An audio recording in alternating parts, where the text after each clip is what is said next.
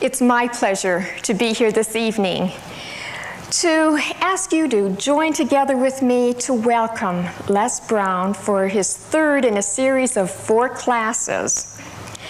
Les is one of the most inspiring motivational teachers in America today.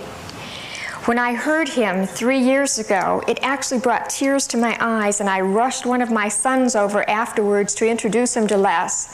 And my feeling was, every young person in America needs to hear this man. Because if you could start them out young, learning the kinds of ideas that he can put across so beautifully and so enthusiastically and so from the heart, it would change America.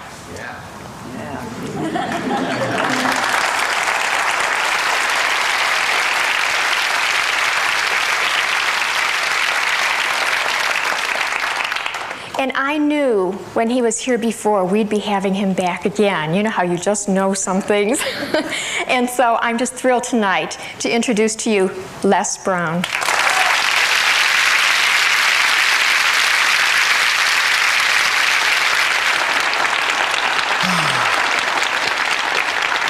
Good evening. Good evening. How you doing? Great. I'll ask you how you doing. I want you to say better than good and better than most. How you doing? Better than good, better than most. I know that's right. And sometimes even better than that, right? I'd like to just let you know I really appreciate the opportunity to share some time with you again. Why don't you give Lenore a round of applause, please? Very beautiful personality.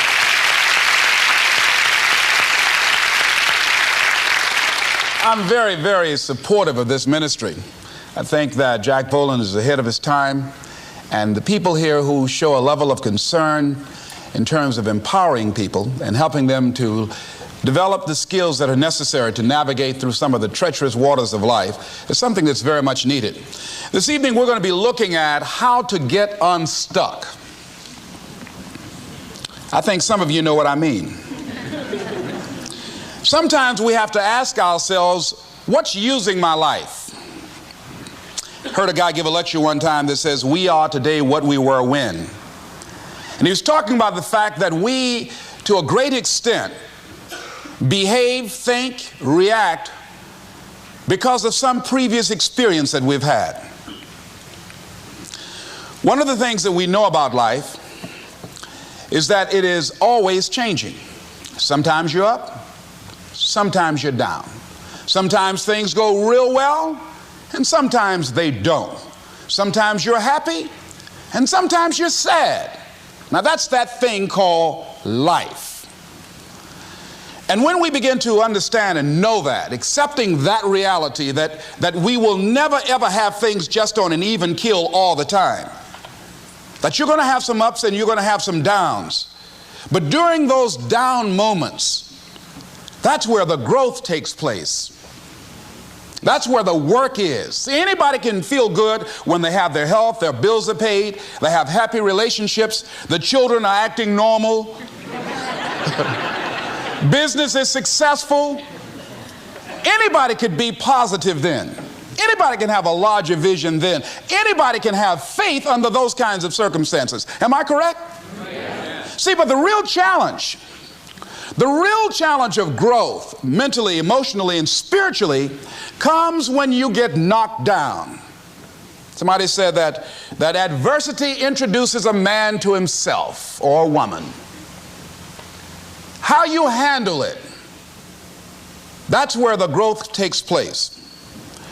When I was facing some challenges, I had a guy say something to me, and I suggest this is one of the first things that you want to do when you're facing a challenge. You want to get unstuck. Evaluate where you are.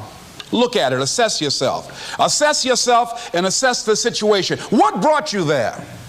What role did you play? Earl Nightingale had a saying I like. He said, all of us are self-made, but only the successful will admit it.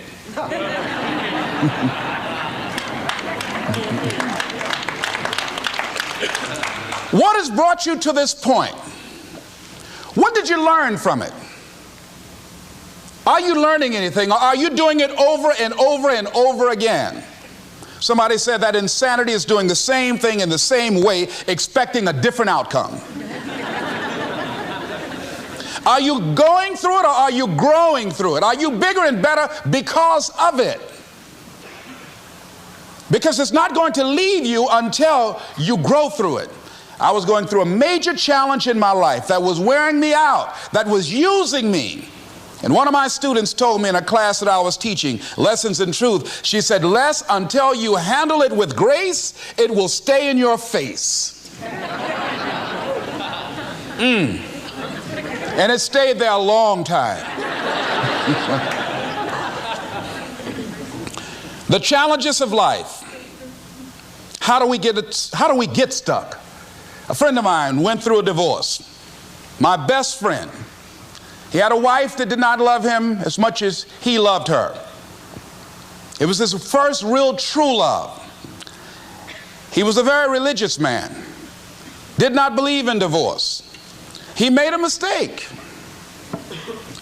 And he paid for his mistake with a lot of pain, a lot of tears. And there came to a point where he knew he should have gotten a divorce. But he was stuck. He was stuck in something called revenge. He said, she's made me so miserable, I'm going to pay her back. He was stuck. And he stayed in there longer than he should have because it began to attack him. It began to affect him psychologically.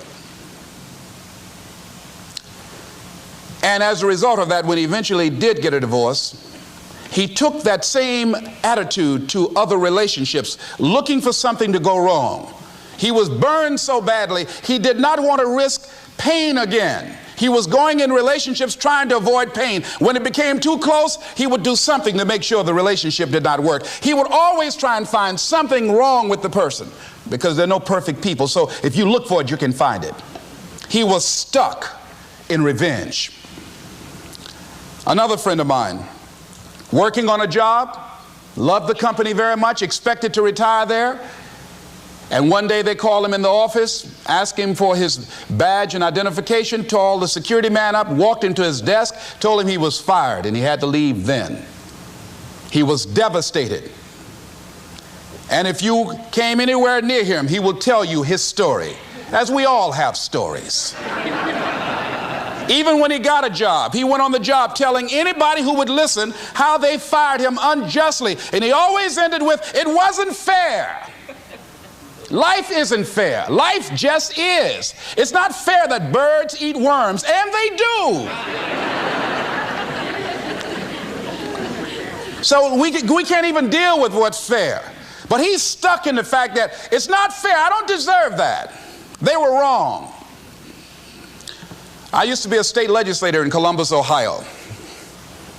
During the break, we used to go out on the front lawn of the Ohio legislature, at the Capitol there, and observe people as they came by. There was one particular person that all of us knew. The children, adults, everybody used to pick at him when he came by. We called him Chicken Man. He had a feather in his hat. He had a toy chicken on top of his car that he would drive around the area in downtown, blinking his lights and occasionally blowing his horn. When he got out of his car, he would walk downtown with a baby carriage with two little baby dolls in there and a picture of a woman. And when you say something to him or came near him, you would hear him making the sounds of a chicken. All of us used to laugh at Chicken Man. We didn't know Chicken Man's story. Chicken Man woke up one morning around 3 a.m. and his house was on fire. He panicked and he got out of the window and left quickly, only to get outside to hear his children and his wife screaming for help. He ran back to the door to go in to save them, and the flames were too hot, too awesome. He tried to get in, he couldn't get in. He was desperate, frantic. Pretty soon the cries stopped. They perished in the fire. His brother-in-law came, found out that his sister had died and his nieces in the fire, grabbed Chicken Man and started beating him. You chicken, why did you save my sister? You're a chicken, you're a chicken. When the people pulled him off Chicken Man, they picked him up and said, are you all right? And Chicken Man looked at him and he started making the sounds of a chicken. he never ever overcame that tragedy. He was stuck from that experience. None of us knew why Chicken Man went around with this picture and these little dolls. I remember when I was stuck in anger for a long time, when I made a commitment to my adopted mother that I was going to purchase her a home. I'll never forget the experience of working real hard to get the money for the down payment. Someone had told me of a beautiful home in an exclusive area of Miami. I went to see it, took my mother there, and she said, yes, I want it. It was on the water. We went to the closing. My attorney said, Les, have you had a title search? I said, what's a title search?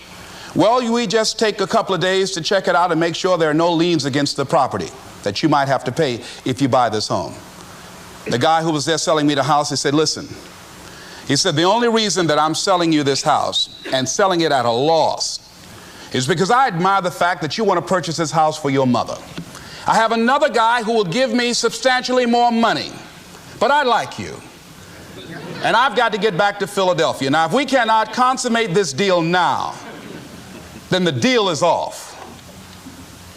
I said, there are no liens against the property? He says, no, of course not. I looked at my attorney. I said, I believe him. I'll sign. She said, Mr. Brown, I'm not questioning his honesty. She said, but business is business. I signed that contract. And we had a big celebration. Everybody in the neighborhood was talking about Leslie coming home, one of the twins that Mamie adopted, to buy her a home. Child, isn't that nice? God is going to bless him.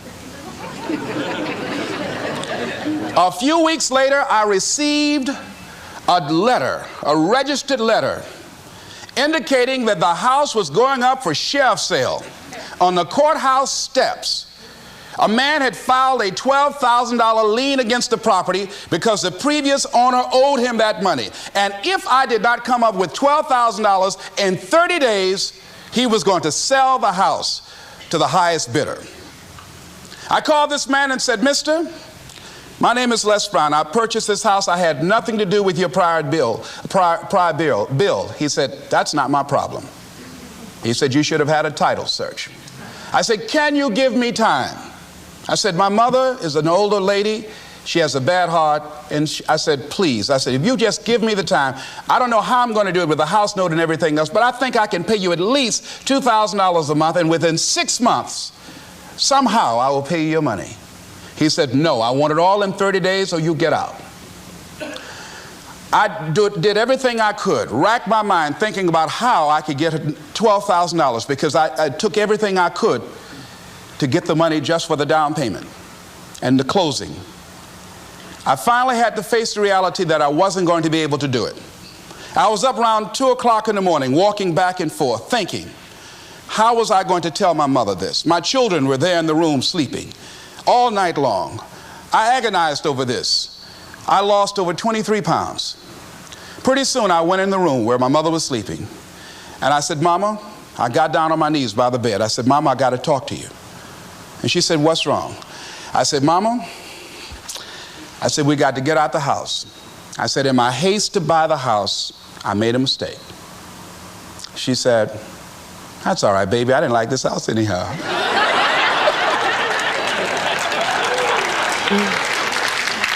I said, Mama, you told me you loved it. I brought our friends out here to see it. She said, you know I have arthritis in my knees, and I don't like going up the steps, but I knew it made you happy. You loved it so much. I said, Mom, I've lost 23 pounds agonizing over this. Well, we had to pack up and go back to the old house down the street from Northwestern High School in Liberty City. All those neighbors who came out and saw us leave, those neighbors were there as we were coming back. We went in the house, the roaches were playing cards saying, come on in and take a hand. I was wiped out. I was embarrassed and humiliated. Words cannot encompass the symbolism of what I felt. I remember when I was unloading the furniture and I began to cry. My sister came by. You know you didn't have any money to buy no house, Mr. Big Time. hadn't given me a quarter. You know mama got a bad heart now, y'all, back where you belong. As I was crying and my head down, taking furniture in, my mama said, hold your head up. I said, Mama, I just feel so bad about this, Mama. She said, hold your head up and dry your tears. You have nothing to be ashamed of. And I did, as we unloaded that furniture in that house. For several weeks, I was numb. I was immobilized with anger. If I had seen that guy, I was thinking about flying to Philadelphia. I had all kind of dreams about him. And I didn't want to hit this guy here. Hitting would have been too good for him. I just wanted to just grab him and just bite him. I just made it, found him. They say, well, we found this guy just chewing on him. Beating would have been too good for him. I'd have just bit him every time he... I'd have been like a Doberman Pinscher. Yeah? God would have said, I thought I made everything, but I don't know where this came from. I was reading a book on forgiveness. And they had a line in there that says, forgive and grow. I had to let that luggage go. You see, your mind is, you know, when you go into a service station to get gas, you don't go in there and just start pumping. When you push the lever up, it clears the previous bill. By the same token, if you want to begin to move, you've got to clear your mind of all the unnecessary luggage and baggage that's weighing us down. I couldn't move, I couldn't think about what am I going to do to get out of this situation, because I was so concerned about what happened and what he did to me and how bad it was. I was so stuck in that I couldn't even focus on what I should have done. Feeling sorry for myself and angry, and none of that was taking me anywhere. So pretty soon I learned through effort, made a conscious, deliberate, determined effort. I had to let it go. I had to forgive it. Let it go and begin to focus on developing myself. And I say to you, you're going to have people to do things to you. Things are going to happen to you. And the most important thing to do is to harness your will and let it go and move so you can grow, so you can get on with your life. It doesn't matter about what happens to you. What matters is, what are you going to do about it? Amen. What are you going to do now, Les? Huh? How long are you going to tell everybody at the bus stop and anybody who would stand and listen to you? How long are you going to repeat the same thing over and over and over and over and over again? How many times do we have to hear that? Don't go around telling people what your story is. Everybody has a story. 80% don't care and 20% glad it's you.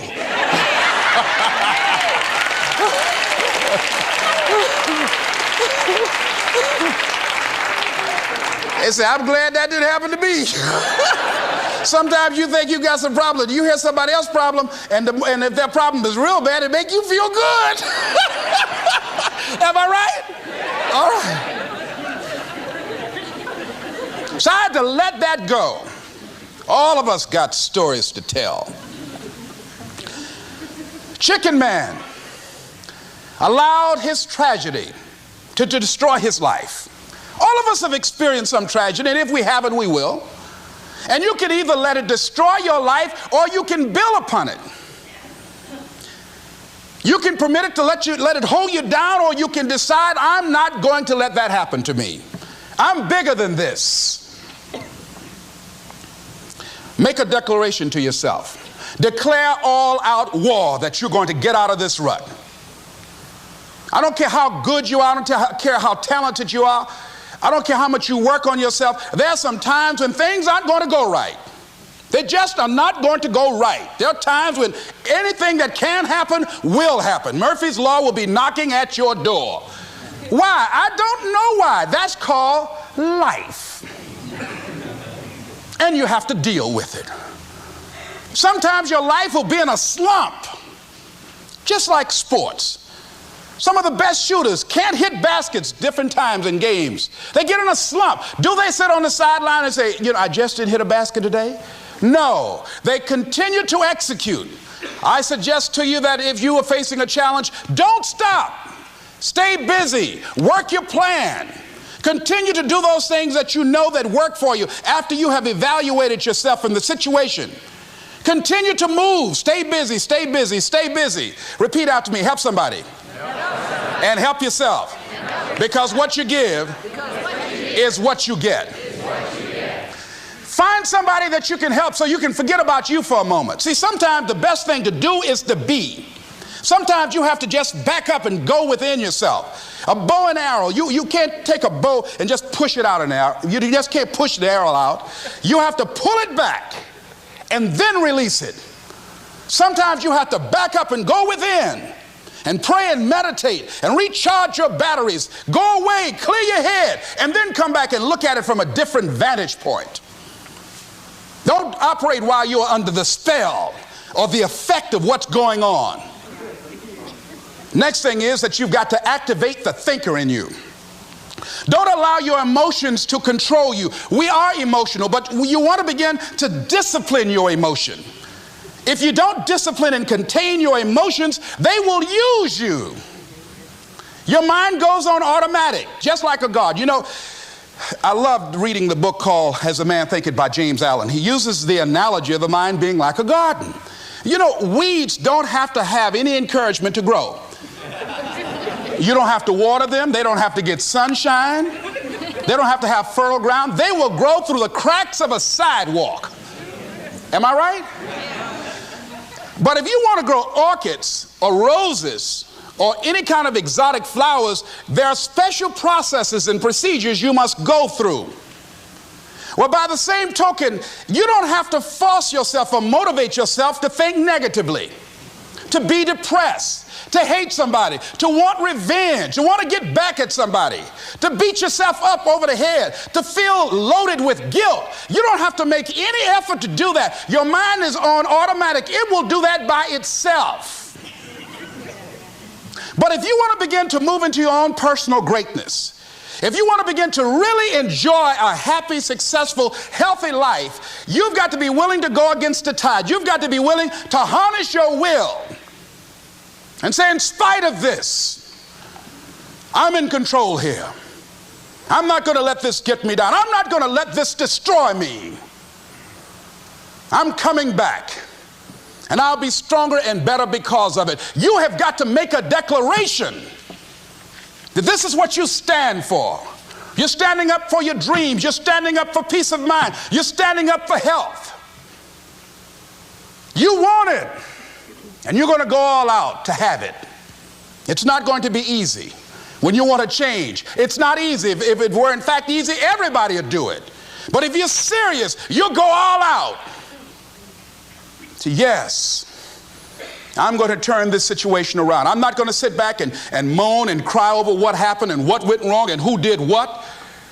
I'm going to do something about this situation. The next thing that is important is that expect things to get better for you, because they are. See, life is cyclic. You're not, whatever experience you're having right now, it has not come to stay. It has come to pass. Not to stay, just to pass. It's just going through.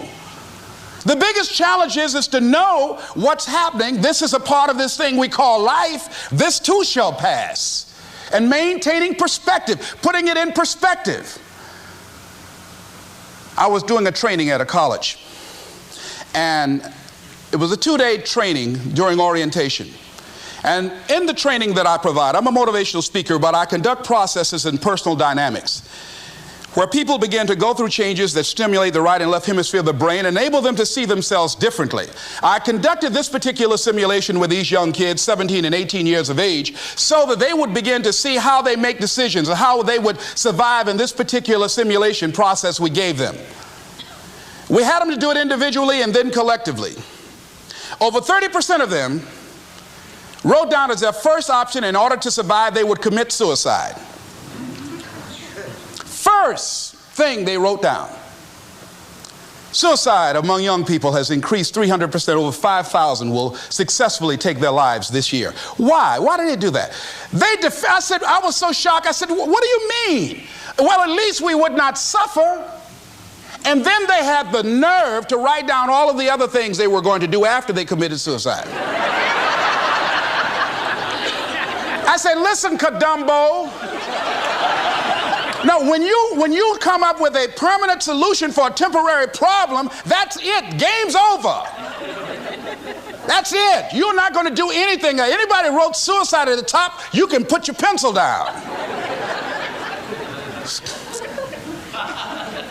See, a lot of us, because of our limited vision of ourselves, a lot of us who begin to focus on problems and enable them to overwhelm us, we begin to think that we have no options. We begin to believe that there's no way out. Repeat after me, there's always a way. Where there's a will, there's a way. Shake somebody's hand on your right and left and say, I'm unstoppable.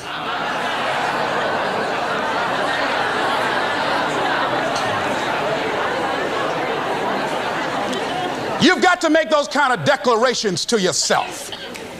I'm unstoppable. This will not get me down. And if I get knocked down, I'm going to be like Leo Pascal. You said you're going to have some low moments in life, but when you do, you will have high lows when you work on yourself. What are some of those things that you can do during this period of time?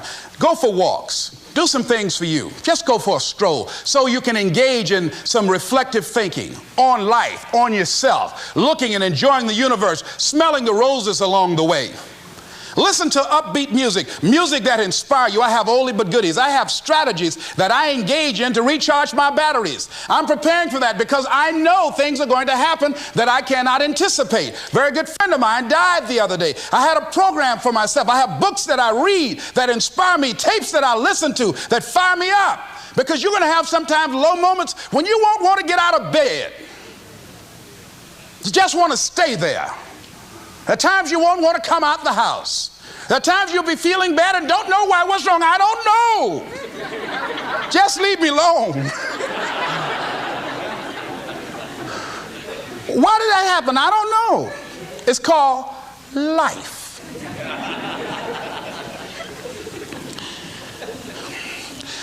The other thing is take full responsibility for your life. Accept where you are and the responsibility that you're going to take yourself where you want to go.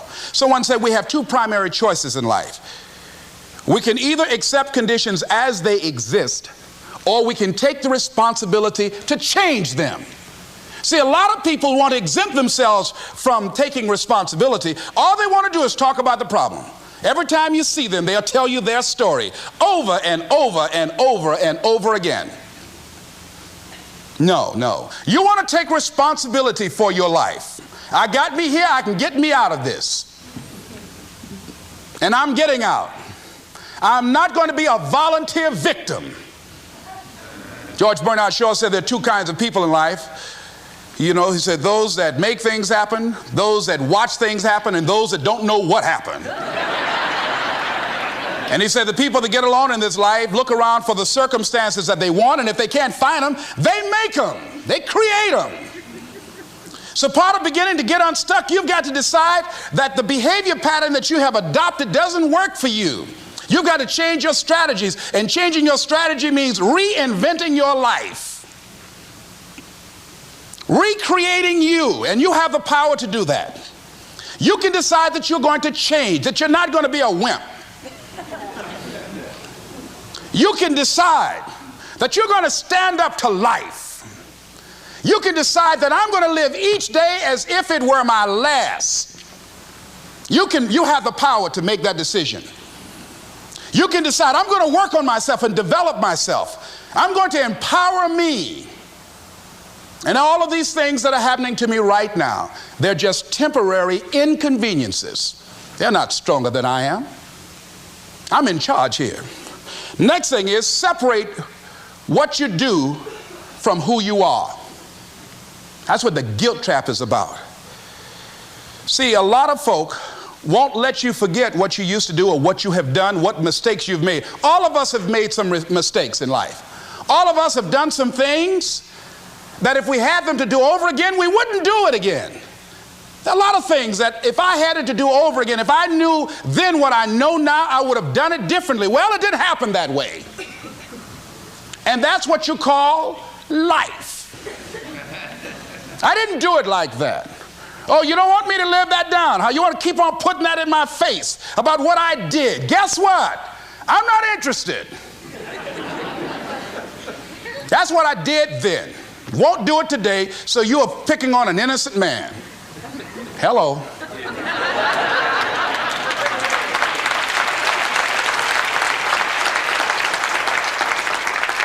So as you're in the process of reinventing your life, write a description of the kind of person that you want to be. What are the things that you must overcome?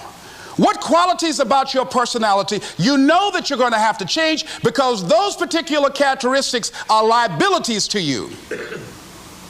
What are your assets? What are your strong points? Look at and evaluating yourself to make that determination. Other thing is that in order to get out of a rut, we need some coaching. Find some trusted critics. People that you know care about you and love you. So there's some things that keeps us from growing and getting out of ruts. Number one, we identify with feedback. We take it personal when someone wants to give us some feedback on where we are falling short and tell us about our blind spots. We want to have everything being positive about us. We're not perfect. It hurts. I have a friend who's a trusted critic. I don't like him, but I love him. He doesn't tell me the things I want to hear. He tells me what I need to hear so I can grow. It hurts. It hurts when he put me on the hot seat. I can't stand it.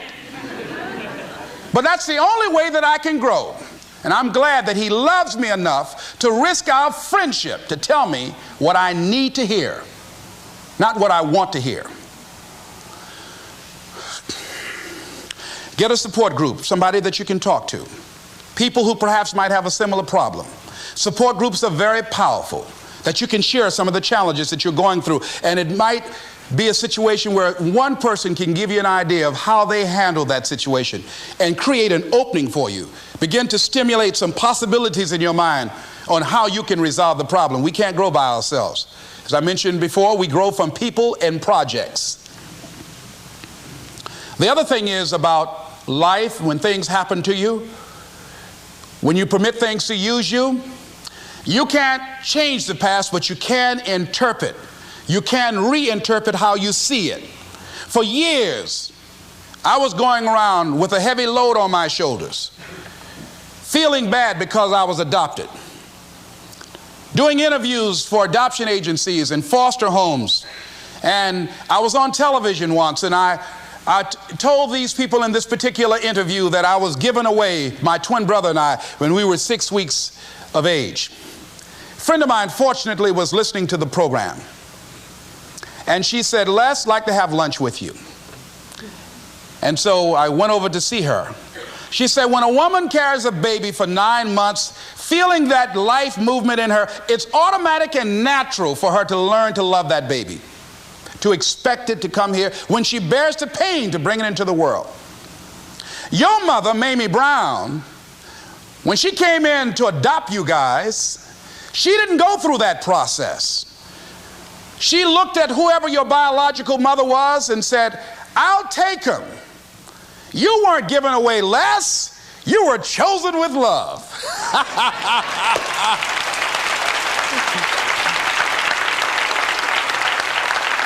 Same circumstances, same event, but reinterpreted. An interpretation that empowers me. Am I making sense to you? Yeah. So when you begin to look at your past, give an interpretation that empowers you. That's where I used to be. That's not where I am now. I'm growing. Now I want you to think about, in your mind right now, think about some particular event or act in your life that you feel very bad about, that you really regret that took place. If you had to do over again, you would do it differently. With that there, I want you to see yourself in your mind's eye and say to yourself, I love myself unconditionally, and I forgive myself. If I knew better, I would have done better. I want you to think about somebody that caused you some pain, caused you some disappointment, somebody that you don't like. Let me tell you something about the mind, how it uses you. Tell you something super stupid that I used to do. Do you know for years I hated my mother and my father, whoever they were, because they gave me away as I thought at that point in time? And guess what? I didn't have any faces for the hatred because I never saw either one of them. And I said, I hate them for that. And then once I forgave them and said, it's okay, had they not given me away, I would have never been blessed to have the mother that I have, who to me is the greatest mother in the world. So the universe unfolds as it should.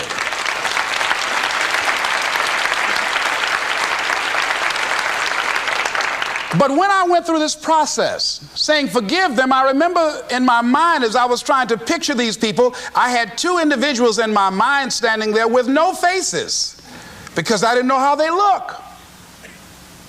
But I released that.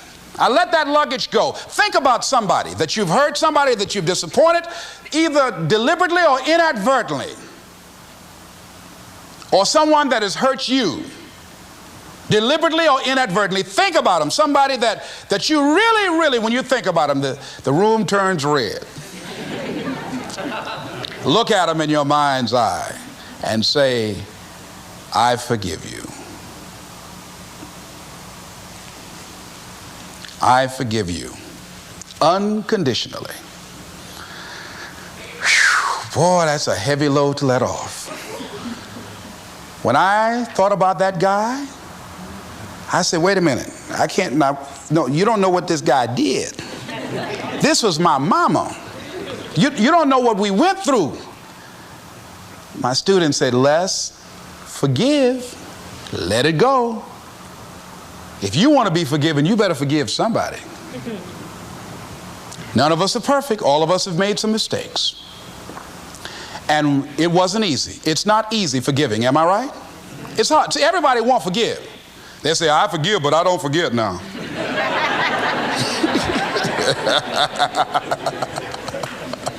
Let it go so you can grow. Let's get a little demonstration here. Throw it up on this side here, right? Demonstrate it like this. Let's go. I throw away negative thoughts. Revenge. Guilt. Anything that's been holding me back. Now with that right hand, let's bring something in. I bring in love. Peace of mind. Good relationships. Whole lot of money.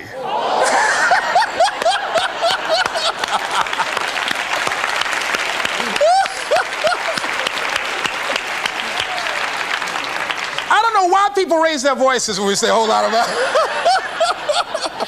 I mean, they get serious too, you know what I mean? And usually people don't use one hand, they use two hands. They try to borrow somebody else's hand, you know?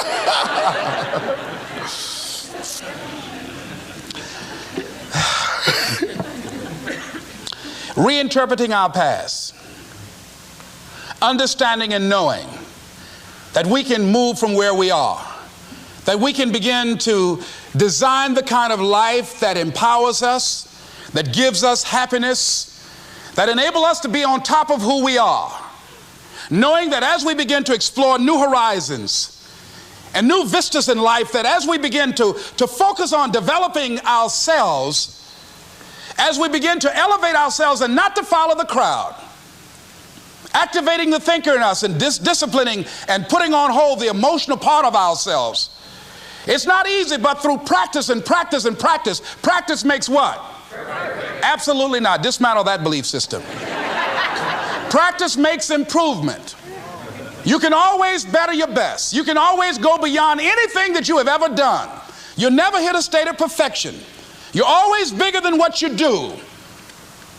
And so all you're looking for are new breakthroughs through practice and practice and practice. You'll get better and better and better. And there's still some things that will happen to you that will catch you on the blind side that you did not anticipate.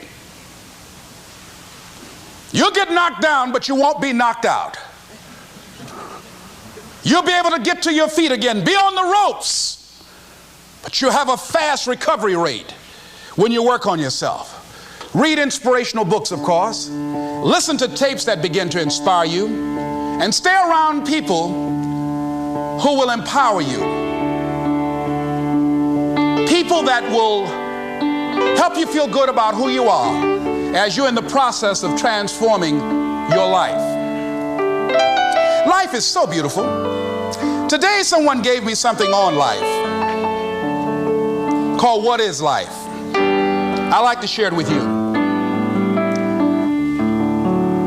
In summary, getting unstuck means that you are going to start living life on your terms rather than just gliding through every day on automatic. That you are aware, that you're stimulated and you're excited about your unfolding future. That you have a special power within. That you know that things are going to get better for you. You know that you can handle this, and sometimes you have to cry. Sometimes life will take you to your knees. But the pain opens spaces in the heart for joy. Somebody said about life, I love this, says, life is like an onion. You have to peel it one layer at a time. And sometimes you cry.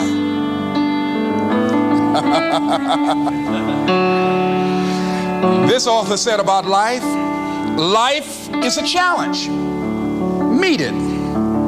Life is a gift. Accept it. Life is an adventure. Dare it. Life is a sorrow. Overcome it. Life is a tragedy. Face it.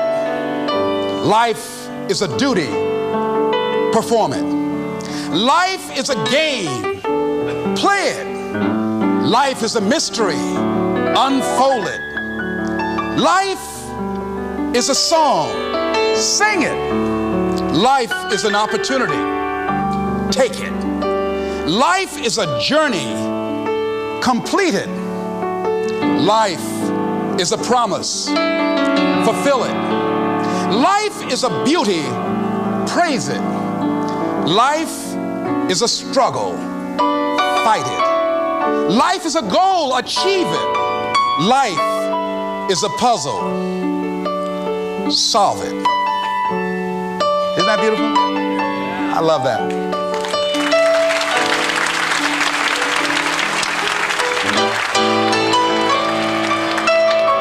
Remember something I heard in high school. It's called, I met a man today. At first I said he's Irish, for he has an Irish way. A sympathy and friendliness that warms you through and through. And then I thought, oh no, he's not. He really is a Jew. His eyes so dark and eloquent, like eyes of pearl, like those of Peter maybe, or perhaps Emmanuel. He stood there with a quiet grace, so slim he was and tall. I knew he was an Englishman and not a Jew at all. And yet his skin was very fair, a Viking he could be, such as those who cast their ships against the sea. His hair was dark with the mist of India, Japan. His courtesy was China's own, his dignity Iran. I met a man today and he was marvelously fair. He really was a child of God, and he came from everywhere. This is Mrs. Mamie Brown's baby boy saying it's been a plum pleasing pleasure as well as a privilege. Thank y'all here.